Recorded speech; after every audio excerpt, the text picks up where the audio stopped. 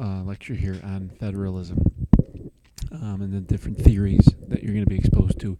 These are things you're going to see mostly in a multiple choice test, and I wouldn't really worry about it from a free response or having to write more than a sentence or two about them.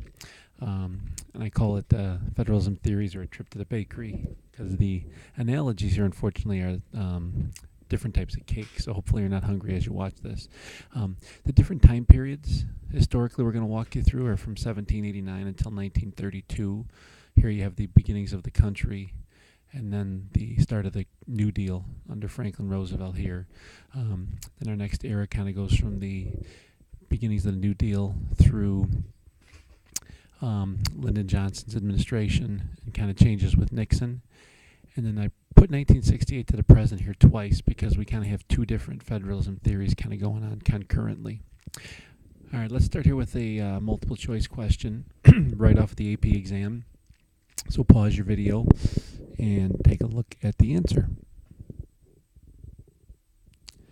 All right, so the question is the Americans with Disabilities Act, which provide protections for the disabled, is an example of, and the correct answer would be a federal mandate, which is a mandate in federalism terms is a requirement by the federal government to the states to comply with a certain policy using a law that they passed. And something that's kind of beyond the scope of the federal government constitutionally speaking, but they use some of their other powers to force states to sort of adopt a national policy or national standard. No Child Left Behind is another example of that, which we're talking about in class on Tuesday.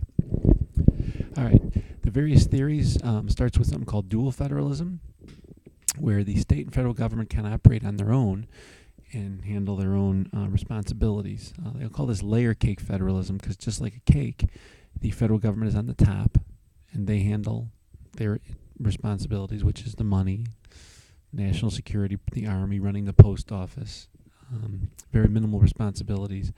And the states handle the day-to-day responsibilities, the transportation, education, basically all of the things not listed in the Constitution. And that's going to go all the way until 1932 when the New Deal begins. Little visual you can kind of see here. Kind of has your layer cake. You have your national governments, state, local governments. Notice nothing mixes. There's no interactions between the governments. It's each government sort of takes its own responsibilities. And if there's ever a conflict, the Supreme Court would rectify any differences. And most of the times the Supreme Court tended to favor the state governments in that instance just due to the 10th Amendment. All right, moving along. Here's a question about grants. All right, the next level of federalism is going to deal with grants. Some of you might be familiar with this from your college applications. So take a second, pause your video, and tell me which type of grant would give states a greater control over policy making.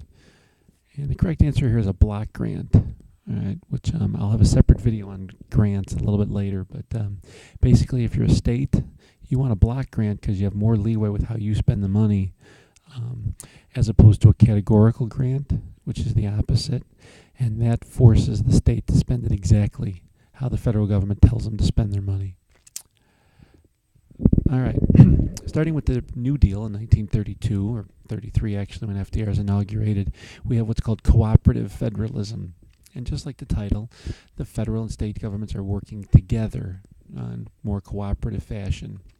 The national government starts to get more involved in the economy. They start to use more of their broad powers to try and help with the Depression. So you'll see Social Security and regulation of the stock market, more government programs like the Civilian Conservation Corps, Tennessee Valley Authority.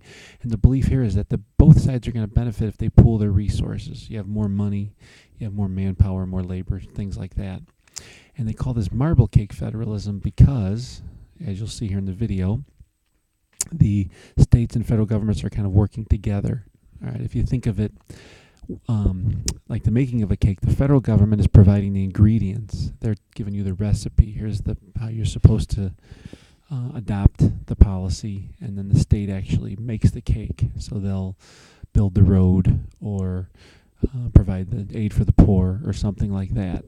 And each president from FDR all the way to LBJ kind of adopted some cooperative federalism with the New Deal, Social Security, labor relations, had federal policies but implemented by the states.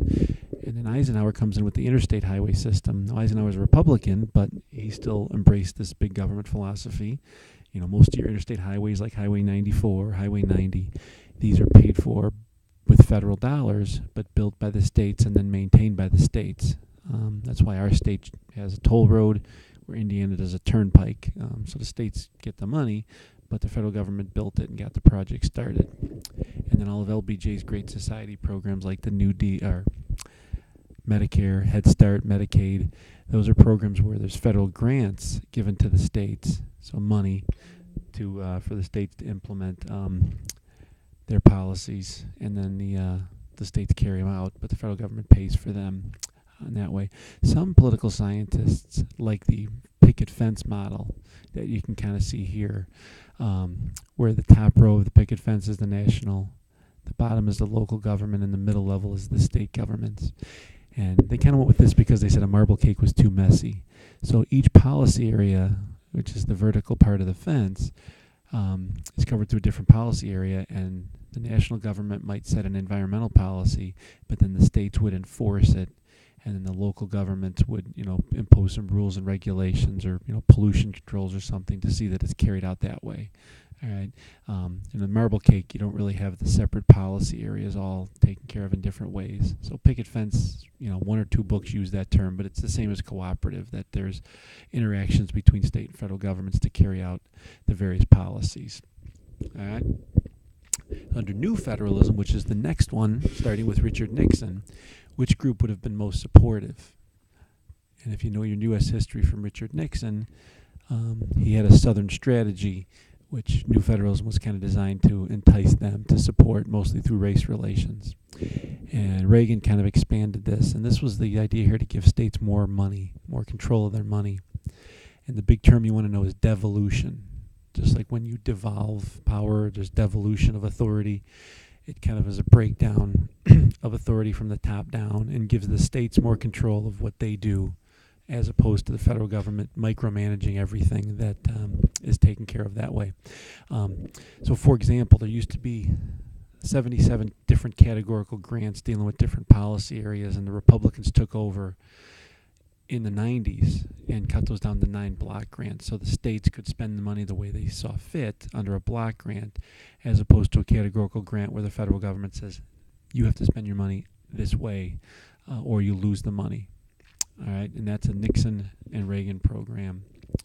All right, and then the last term is fiscal federalism. That's why I wrote 1968 to the present twice on there, because there's also fiscal or regulatory federalism going on at the same time as new federalism. So pause your video and decide which of the following best reflects the practice of fiscal federalism. Remember, fiscal is tax and spend.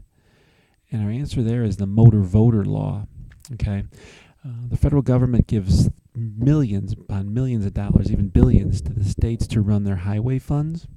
So over the years, the federal government has used that as kind of a carrot to a state to get them to adopt a certain policy.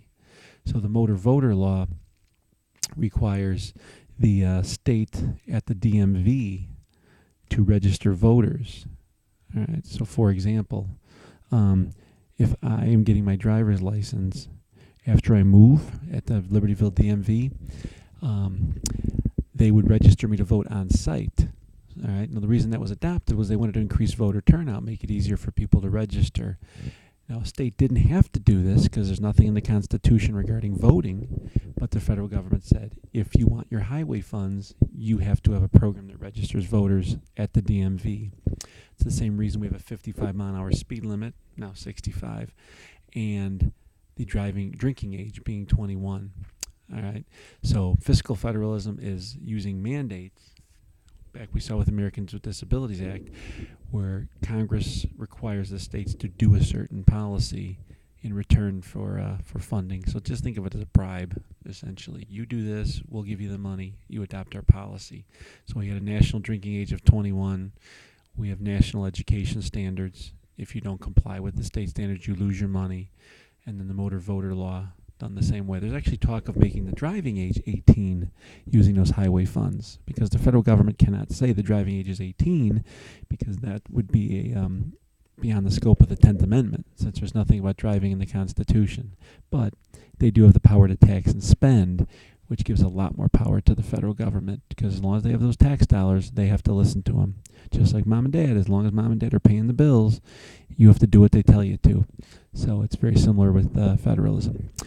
So thanks for listening to this one. Bring any questions you have to class tomorrow, but make sure you know your layer cake, your marble cake, picket fences, new and fiscal federalism, and so on. Thank you.